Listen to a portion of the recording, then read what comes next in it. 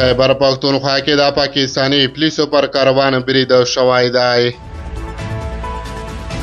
وروستی خبره ده چې راپورونه وایي هوایي شرکتونه ایران او لبنان ته د خپلو الوتکو د داخلېدو مخه نیسي. سلام ستړي مشئ پام وکړئ د یاران ټي وي یوټیوب چینل څخه دوه تازه او مهمو خبرونو ته. خیبر پختونخوا کې د پاکستاني پولیسو پر موټر برید شوی چې پکې دوه پولیس وژل شوي دي. ناپېژانده وسلهوالو کسانو پرون په خیبر پختونخوا کې پر هغو پولیسو حمله وکړه چې د دریو قاضیانو موټر یې بدرګه کاوه. د اسوسییټډ پریس خبري اژانس د خبره له مخې په دغه پیښه کې دوه پولیس وژل شوي خو قاضیانو ته کوم زیان نه دی اوښتی. د پاکستان د پولیسو یو محلي مشر سلام خان رسنیو ته ویلي چې دغه حمله په ډېره اسماعیل خان سیمه کې رامنځته شوه.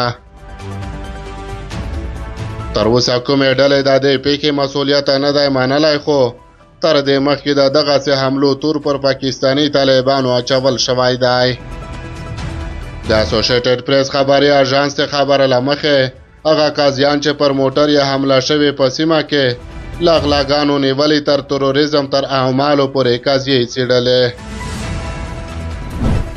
وروستی خبره ده چې راپورونه وایي هوایي شرکتونه ایران او لبنان ته د خپلو الوتکو د داخلېدو مخه نیسي.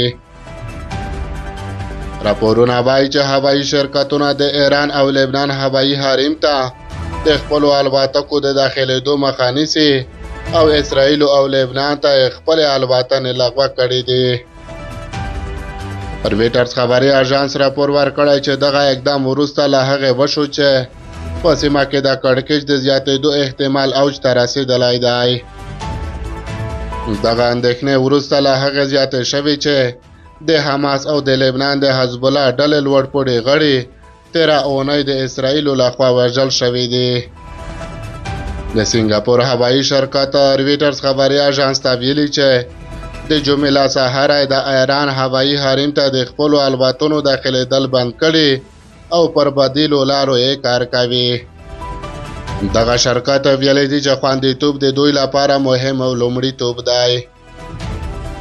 د راپورونو له مخې د فلایټ رادار 24 اطلاعات ښایي چې د تایوان ایر او د چین هوایي شرکتونو هم پرون جمعه د ایران هوایي حریم له لارې د هالند پلازمینې ته خپلې الوتنې لغوه کړي دي.